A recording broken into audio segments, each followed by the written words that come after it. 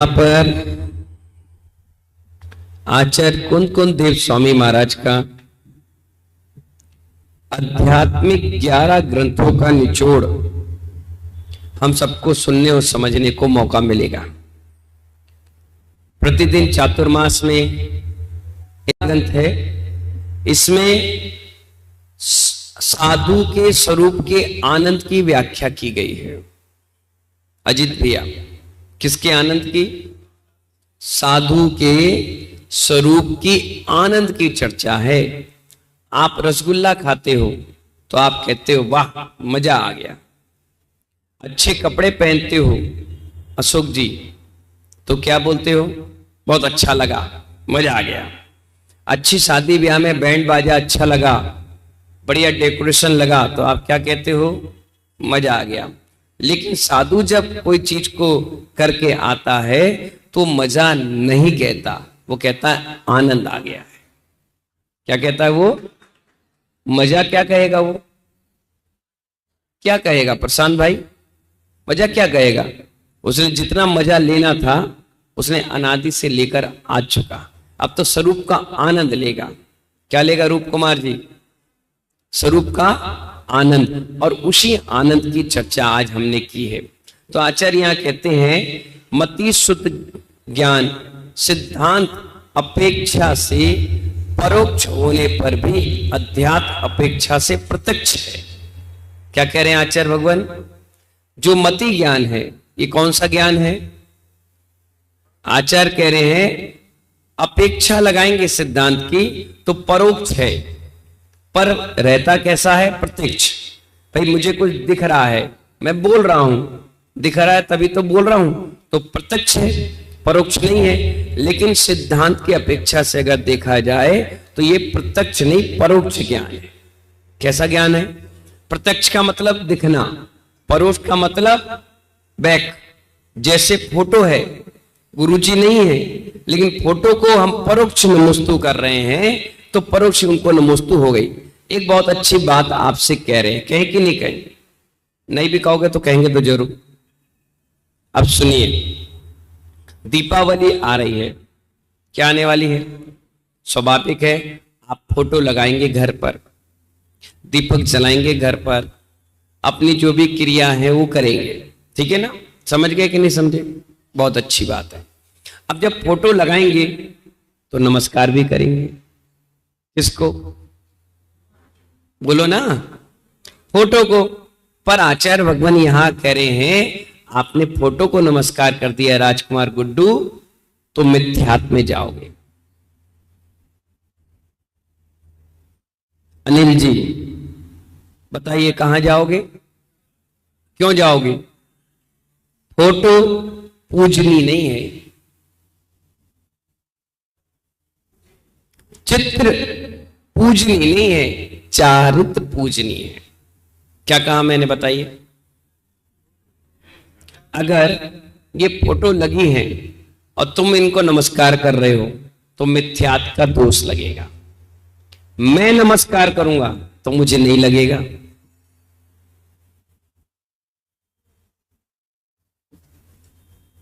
आप रोटी खाओगे तो आपको दोष लगेगा, मैं खाऊंगा तो मुझे निर्दोष लगेगा।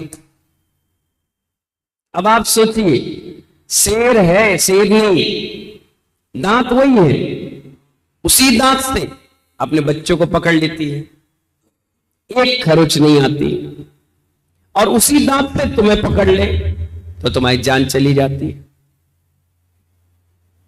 समझना, बहुत अच्छी गहराई से समझना बात को। मैंने कहा ना 11 ग्रंथों का निचोड़ तुम्हारे सामने, एक भी नहीं, और ग्रंथ के साथ निर्ग्रंथ है और छान के तुम्हें देंगे प्योर। तो आचार्य यहां कहते हैं फोटो को तुमने नमस्कार कर लिया तो मिथ्यात्व का दोष लग गया, और उसी फोटो को हम नमस्कार कर रहे हैं तो हमें कोई दिक्कत नहीं हो रही, हमें कोई पाप नहीं लग रहा। क्यों? पूछो, ऐसे मत पूछो, हाथ जोड़कर पूछो। बोलो हे उपाध्याय श्री, आप में और हमारे में क्या फर्क है? अब सुनिए, आप नमस्कार करोगे तो कहोगे हे आचार्य गुरुवर विशुद्ध सागर जी, विराग सागर जी महाराज नमस्कार, और अर्घ चढ़ा दिया, दोष लग गया। और मैं कभी भी आप प्रवचन सुनोगे, जब भी मैं अर्घ बोलता हूं परम पूज गुरुदेव के लिए, तो मैं कहता हूं ओम ह्रूम परम पूज आचार्य गुरुवर विराग सागर जी महाराज के चरणों में परोक्ष में नमोस्तु करते हुए अर्घम निर्वपामिति। मैंने चित्र को नमस्कार किया नहीं किया, मैंने भाव बनाए, ऐसे गुरुदेव यहां से वहां विराजमान है, परोक्ष में नमोस्तु इतना बोलते ही, सील लगते ही माल कैसा हो, पार्सल हो जाता है। तो ऐसे ही आपने सील लगाई नहीं और डाल दिया है डाक खाने में अपना लेटर, दूसरे दिन रिटर्न आपके घर पर आ जाएगा, क्योंकि आपने उसमें सील यानी टिकट नहीं लगाई। और मैंने नमस्कार भी किया, मैंने अर्घ भी चढ़ाया, लेकिन मैंने एक शब्द जोड़ दिया, परोक्ष में नमोस्तु। क्या जोड़ दिया? और प्रत्यक्ष है तो बोलने की जरूरत है ही नहीं, सामने बैठे हैं और आराम से अर्घ चढ़ा लो, कोई दोष नहीं लगेगा। इसलिए यहां पर कहा सिद्धांत की अपेक्षा से मति ज्ञान परोक्ष ज्ञान है, पर अध्यात्म की अपेक्षा से प्रत्यक्ष है, सामने है। यदि साधक इस प्रत्यक्ष को प्रत्यक्ष नहीं स्वीकार करेगा तो शुद्ध आत्मा के आश्रय से ही जीव शुद्ध होता है। कौन सी आत्मा से होता है? शुद्ध आत्मा से। आप व्यवहार से सुन बैठे हो, किससे सुन बैठे हो? आप व्यवहार से सुन बैठे हो, इसलिए परमात्मा का बोध नहीं चढ़ता है, नहीं समझ में आ रहा आपको, क्योंकि आपने जिंदगी भर फोटो को नमस्कार किया है, चित्रों को नमस्कार किया है। चारित्र आए तो आप चारित्र को स्वीकार नहीं कर पाते, कैसे करें?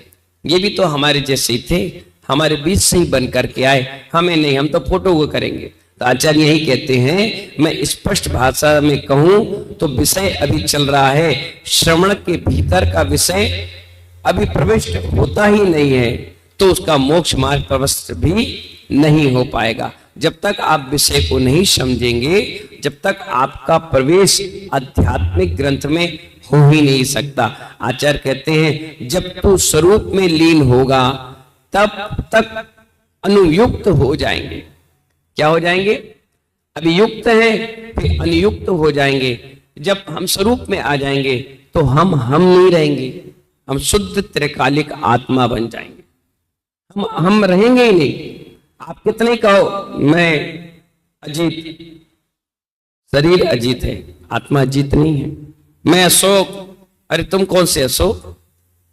किराए के मकान में रह रहे हो, चिल्ला रहे हो कि मेरा मकान है, जबकि वो तुम्हारा है नहीं, वो तो किराए का है। आज आत्मा दूसरी जगह चली जाएगी तो क्या बांध के ले जाएगी?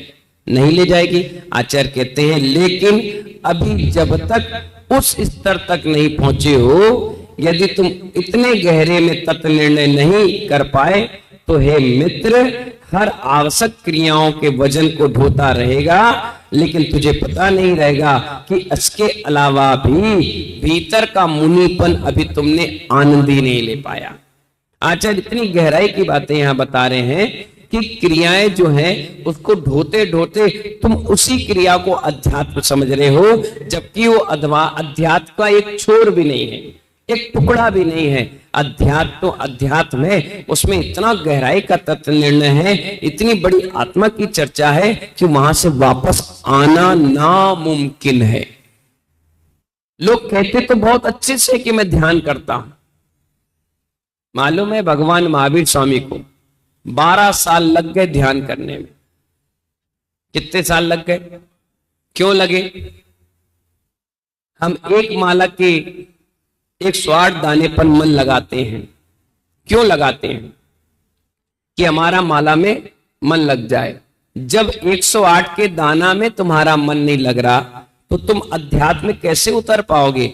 भगवान महावीर ने भी चाहा, जो साक्षात तीर्थंकर थे उन्होंने भी ध्यान लगाया, बड़े ध्यान से सुनना, उन्होंने भी ध्यान लगाया, 12 वर्ष लग गए उनको ध्यान लगाने में। कितने वर्ष? तब भी मन नहीं लगा, और लगा तो जैसे ही उनको लगा तो तुरंत केवल ज्ञान हो गया। और हम क्या सोच रहे हैं? 12 मिनट की एक जाप माला, एक माला में ही हम भगवान बन जाएंगे। क्या समझ में आया? गाड़ी भी फोर्थ गियर में नहीं चलाई जाती, फिफ्थ गियर में नहीं चलाई जाती, पहले फर्स्ट में उठाई जाती है, सेकंड में बढ़ाई जाती है, तीसरे में और तेज, चौथे में और तेज, और जब मार्केट में कोई भीड़ भाड़ नहीं है तब व्यक्ति इजीली 5 गियर लगाता है, फिर आराम से 100 स्पीड में भगाता है गाड़ी। क्यों? क्योंकि उसको मालूम है अब बीच में कोई ब्रेकर नहीं है। इसी प्रकार भगवान महावीर ने देखा, पहला गियर लगाया, यूं चढ़ा ध्यान, फिर उतर गया। उन्हें सेकंड गियर लगाया, फिर थोड़ा सा बढ़ा, फिर उतर गया, थर्ड लगाया, बढ़ा, चौथा बढ़ा और फिर उतर गया, फिर फर्स्ट में आ गया, फिर उन्होंने प्रयास किया। ऐसे 12 वर्ष तक मुनि अवस्था में रह करके, मौन रह करके उन्होंने साधना को बढ़ाया, पुरुषार्थ को बढ़ाया, अपनी वर्गणाओं को शुद्ध विशुद्ध बनाया, और ऐसे बनाते चले गए, ऐसे बनाते चले गए कि सीधे उन्हें केवल ज्ञान हो गया। तो आप ये सोचते हैं कि सिर्फ एक दिन माला फेरने में, एक बार इंद्र बनने में, एक शिलान्यास करने में, 1 लाख 2 लाख 5 लाख रुपए देने से क्या हमारा कल्याण हो जाएगा? तुम तो कुछ नहीं देते, चक्रवर्ती की नाखून की धूल की बराबर भी नहीं। सोचो, चक्रवर्ती तो संपूर्ण वैभव चढ़ा चुका, फिर भी वो मोक्ष नहीं जा पाया, स्वर्ग में लटक गया, एक नरक चला गया। हम उससे बड़े तो दान पुण्य नहीं कर सकते, हम क्या कर पाएंगे बताओ? कि मिक्षित दान का अर्थ ही बता दो, चलो क्या होता है बताओ भाई। अगर आप चक्रवर्ती बन गए, कितने रुपए में बनोगे बताओ? सबसे महंगा रेट बता दो, चलो सबसे महंगी बोली बता दो, बताओ कितना दे सकते हो आप? 5 लाख, 10 लाख, 50 लाख? और चक्रवर्ती बन गए, चलो बड़े ध्यान से समझना, चक्रवर्ती बन गए, बढ़िया से तुमने टीका लगा लिया, चांदी, मैं तो कह रहा हूं सोने का मुकुट पहन लिया, पूरे वस्त्र सोने के पहन लिए, तुम्हारी पटरानी बन गई, सब कुछ हो गया, और तुमसे कहा जाए तुम कौन? I am Chakraborty, I am चक्रवर्ती, मैं चक्रवर्ती हूं। ठीक है भाई, चक्रवर्ती हो कि मिच्छित दान वो देता है, ला दो। अब बताओ क्या चाहिए? तुम्हारा मकान। अबे पागल हो गया क्या? कैसे? जब तुम एक मकान के लिए इतना सोच रहे हो, वो तो 6 खंड का अधिपति था, और उसके सामने जो आया, जो मांगा, जैसा मांगा उसने दिया। इतना बड़ा दिल और मन कौन लेकर आएगा? इतना बड़ा मन, फिर भी वो स्वर्ग में लटक गया, कोई नरक जाके लटक गया। अब आप सोचिए कि उनको भी अध्यात्म नहीं हो पाया। तीर्थंकर भी 12-12 साल, 83 लाख वर्ष की आयु भी आदिनाथ ने निकाल दी, सबने निकाल दी, उनको भी अध्यात्म नहीं हुआ। और जब हुआ महानुभाव, तो ऐसा हुआ कि देखते देखते कपड़े उतारे और केवल ज्ञान हो गया। इतना बड़ा अध्यात्म ज्ञान, उदाहरण सब है। कोई 1 वर्ष तक अंगूठे पे खड़ा था, उसका भी उदाहरण है। जो 48 मिनट में कपड़े उतारा वो मोक्ष गया, उसका भी उदाहरण हमारे सामने। एक को तो नदी में फेंक दिया, हाँ नदी में फेंक दिया, और नदी में डूबते डूबते उनको केवल ज्ञान हो गया। क्या हो गया भाई? आयु पूर्ण हो रही थी, केवल ज्ञान होना था, समय आ ही गया था। बस एक देवता आया, उसने कहा ये भी जो मुझे रोज परेशान करता था, आज नहीं छोड़ूंगा, मैं आज ताकतवर हूं। उन्हें उठाया, और जैसे उसने नदी में पटका, वो उपसर्ग के लिए बन गए और केवल ज्ञान हो गया। अब आप सोचिए, उनको नदी में पटकना भी उपसर्ग विजयी बना दिया। तो इसलिए यहां पर आचार्य भगवान कह रहे हैं कि हे साधक, तुम अभी मुनिपन पे आए नहीं, आप तो अभी तक क्रियापन पे हो। क्रिया को ही अध्यात्म मान रहे हो, क्रिया को ही तत्व ज्ञान मान रहे हो, क्रिया को ही शुद्ध विशुद्ध परमात्मा मान रहे हो, लेकिन ये अभी वहां तक पहुंचे भी नहीं। उस पहुंच के लिए बहुत गजब की साधना, खूब गजब का ध्यान चाहिए जिसमें कुछ भी आपको पता ना चले, बिल्कुल अध्यात्म रहे और अपने आप में किसी से बोलना नहीं, किसी से कहना नहीं, आंख बंद करके स्वरूपानंद का आनंद ही आनंद लेते रहें। और कोई टच भी कर दे तो पता ना चले, कोई काट ले तो पता ना चले, सिगड़ी जलती रह जाए तो पता ना चले, शरीर के टुकड़े टुकड़े कर दे तो पता ना चले, घानी में फेल दे तो भी पता ना चले। ऐसा ध्यान कौन कर पाएगा? एक माला में भगवान बनना चाह रहे हो, 1000-2000 रुपए में तुम अपने आप को बहुत कुछ समझ रहे हो, कुछ नहीं। इस अध्यात्म में आगे वो जीरो है। क्या है वो? जीरो है। अध्यात्म का आनंद लेना है तो आनंद के साथ रहे। कोई तुम्हारा तिरस्कार कर दे तो भी खिन्नता नहीं आए, कोई पुरस्कार दे दे तो अति उत्साहित ना हो जाए, बिल्कुल शांत। कोई हमसे आकर भी कहता है कि महाराज जी वाह बहुत बढ़िया, तो हम क्या कहते? ठीक है भाई। अरे आप खुश नहीं हो रहे? मैंने कहा ना मैं ज्यादा खुश होता हूं और ना तुम बोलोगे तो मैं कभी दुखी होऊंगा, कभी नहीं। साम भाव साम दृष्टि रहते हैं, आनंद रहते हैं, खुश रहते हैं, ये हम भी जानते हैं और आप भी जानते हैं। बिना निमित्तिक संबंध के कोई कार्य अपनी सफलता को नहीं देता। ये निमित्त था आगरा का वर्षा युग, ये निमित्त था तुम्हारे दान का पुण्य का उपयोग करना, ये निमित्त था हमारे निमित्त से होना। ये सब कार्य प्रणाली पहले ही निर्धारित होकर आ गई थी। उसमें पहले ही लिख दिया गया था कि उपाध्याय वैष्णव सागर आएंगे, तुम उनसे कहोगे और वो घोषणा करेंगे और काम सब सिद्ध हो जाएंगे। ये पहले ही सारा निर्धारित था। मैं और आप तो सिर्फ निमित्त बन गए। राजकुमार जी क्या बन गए? निमित्त बन गए। ये सब कुछ वहां से संचालित हो रहा है अपने पुण्य और पाप के कर्म से। जैसा जैसा वहां से ऑर्डर आ रहा है वैसा वैसा हम और आप करते चले जा रहे हैं, पर इसके लिए पुरुषार्थ भी कार्यकारी है। इसलिए आचार्य यहाँ कहते हैं जब तू स्वरूप में लीन होगा तब तक अनुपयुक्त हो जाएंगे, लेकिन अभी जब तक उस स्तर तक नहीं पहुंचे हैं, यदि तू इतने गहरे तत्व निर्णय में नहीं कर पाया तो हे मित्र, हर आवश्यक की क्रियाओं को वजन होता रहेगा लेकिन तुझे पता भी नहीं रहेगा। इसके अलावा भीतर के मुनि परंग का पक्ष क्या है? अब भीतर के मुनि पक्ष क्या है इस बारे में आचार्य भगवान हे जीव, आप तो ये कह रहे हो कि अन्य परपंचों में लीन हो, तुम नहीं देखना चाहते। कहने का मतलब ये है मैं तो बुराई नहीं कर रहा था, वो खुद ही सुना रहा था। मैं तो बैठने की इच्छा कर ही नहीं रहा था, वो तो खुद आ गया। मैं तो बिल्कुल भी बोलना नहीं चाह रहा था, ये जबरदस्ती मुझे छेड़ रहा था। तो आचार्य कहते हैं यह विषय चल रहा है, आप साधु लिंग के उचित पक्षों से युक्त होकर भी स्वरूप पर दृष्टि नहीं रख रहे हो। हमारे आचार्य यहां कह रहे हैं अगर मैं कमरे में बैठा हूं, क्या कह रहे? कहां? अपने स्थान पर बैठा हूं और अपने ध्यान में बैठा हूं और बगल में साधु बैठा है, वो तुम्हें ना दिखे तो समझो तुम साधुपना की ओर बढ़ गए। पारस जी पत्नी घर पे है, 3 बार फोन करते हो दुकान जाने के बाद, कहां हो, भोजन कर लिया, कौन आया था, क्या दे दिया, क्या रख लिया, क्यों दे दिया, बिना पूछे क्यों दे दी। सोचो अभी आप श्रावक पने में नहीं हो। क्या कह रहे हैं? बहुत गहराई की बात है।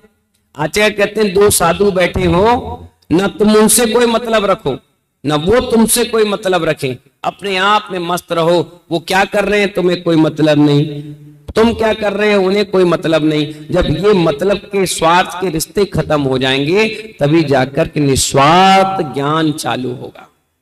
बिल्कुल। अब तुम यहां बैठे पढ़ने और तिरछी निगाह से देख रहे, फिर पढ़ रहे, फिर देख रहे, अब तुम अपने आप का चिंतन कहां कर रहे, किसको देख रहे? एक बात पूछना चाहता हूं, तुम साधु बने किसके लिए? इनके लिए, इनके लिए या इनके लिए या इनके लिए, किसी के लिए नहीं, अपनी आत्मा के कल्याण के लिए वो करो ना भाई। ड्यूटी अगर ड्यूटी नहीं दोगे तो रिजाइन देना पड़ेगा, कोर्ट मार्शल हो जाएगा, लाइन हाजिर कर दिए जाओगे, तनख्वाह नहीं मिलेगी, प्रमोशन नहीं मिलेगा। जब तुम अपने आप में रहोगे तभी तुम यहां से उठकर उस भूमि तक पहुंच पाओगे, नहीं तो यही हो, यहीं से और डिमोशन हो जाएगा। क्यों? क्योंकि तुमने अपने पद का दुरुपयोग किया। आचार्य यही कह रहे हैं, आप साधु लिंग के उचित पक्षों से युक्त होकर के भी स्वरूप पर दृष्टि नहीं रख रहे हो, तब भी तुम साधु के स्वरूप के आनंद से बहुत दूर हो चुके हो। साधु का आनंद लो ना। जब हम लोग दीक्षा लिए, क्या लिए? जब मुनि दीक्षा ली सोनागिर के पर्वत पर, गुरुजी ने संस्कार करके मुनि मुद्रा धारण करा दी, पंच परमेष्टि भगवान बना दिया। तो लंगोटी में और दुपट्टे में रहते थे पहले, क्या रहते थे? और जैसे ही कपड़ा उतारा शैलेंद्र चौधरी जी, इतना अजीब अजीब सी फीलिंग आई, एकदम अलग से लगा। अब तक कपड़े थे, बंधे हुए थे तन से, दुपट्टा डला हुआ था, तो एक अलग सी फीलिंग थी। और जैसे उतर गया तो चले तो इतना हल्का लग रहा है, इतना हल्का लग रहा है, बैठे उठे इतना हल्का लगा। हमने गुरुजी से पूछा, गुरुजी बड़ा हल्का लग रहा है। बोले यही तो शुद्ध विशुद्ध परिणाम, कर्मों का भार था वो निकल गया। अब नंगे रहो, अब कितनी सहज भाव क्रिया है। इंद्रियां, वाणी, मन इतना संकुचित और संयमित हो जाएगा, इतना अच्छा लगेगा तुम्हें अपने आप में। 2 महीने 15 दिन एडजस्टमेंट में लगेगा, उसके बाद अपने आप सहज क्रिया में लगेगा। तुम्हें बार बार कहना नहीं पड़ेगा। जैसे आपके यहां नई बहू आती है, महीने 15 दिन वो सब चीज देखती और समझती है, फिर साल भर के बाद वो सास की तरह ही घर को एडजस्टमेंट करके जीवन जीती है। ऐसे ये साधु जीवन है। महीने 2 महीने अजीब अजीब सा लगता है, फिर वो जब तत्व निर्णय, ज्ञान अर्जन, शुद्ध शुद्ध परिणाम करता है, मालूम है पूरे जिंदगी भर के अपराध, क्या कहा? पूरे जिंदगी भर के, जिंदगी भर के मतलब अगर आप लिखने बैठो तो लिख नहीं पाओगे, इतने अपराध आपने किए।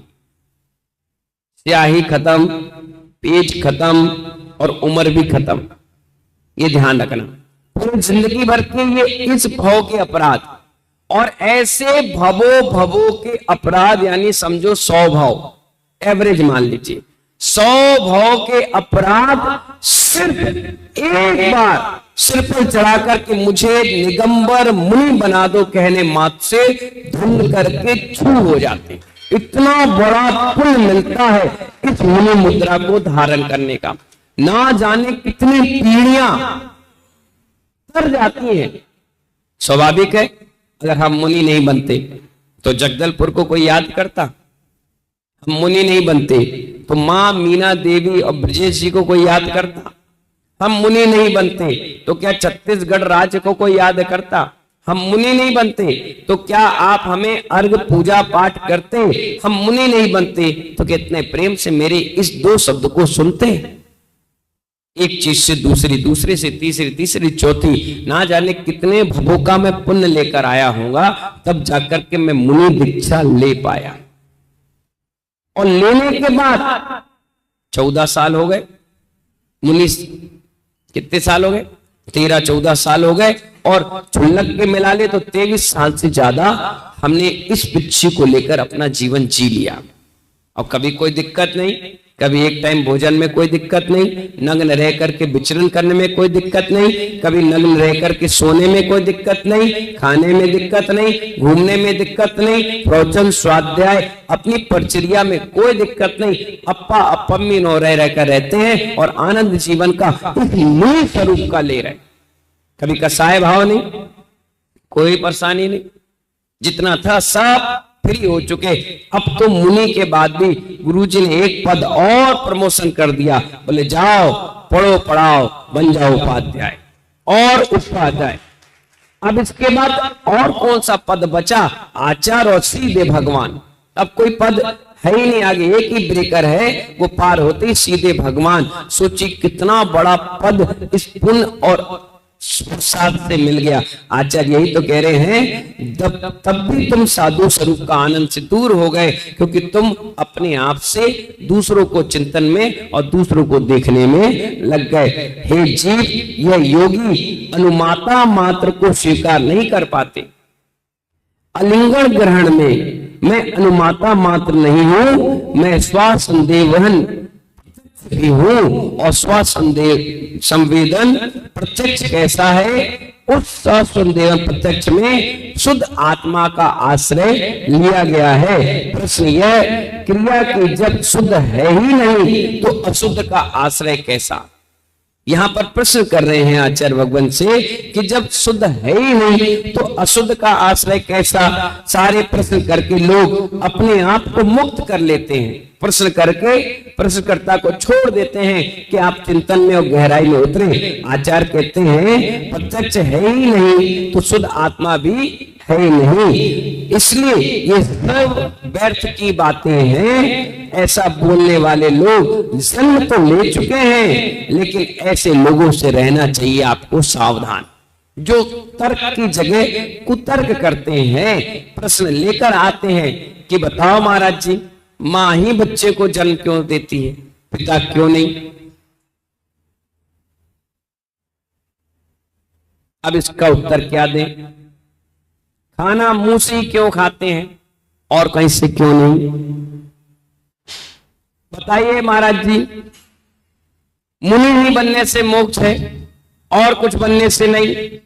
ऐसे तर्क देते हैं जो तर्क संगत नहीं है, बेकार की बातें हैं, कोई भी उसमें रीजन नहीं। आचार्य कहते हैं ऐसे लोग तो जन्म ले चुके हैं, लेकिन महानुभाव ऐसे लोगों से आपको सावधान रहना है, जो अपनी भी आत्मा का हिरास करेंगे और तुम्हारा भी परिणामों का हिरास करेंगे। इन्हीं मंगल भावनाओं के साथ आप सबको तत्व निर्णय करना है, आनंद ही आनंद लेना है। तो मुनि बनने के भाव नित्य प्रतिदिन बना कर रहे, आर्यिका बनने के भाव बनाते रहे।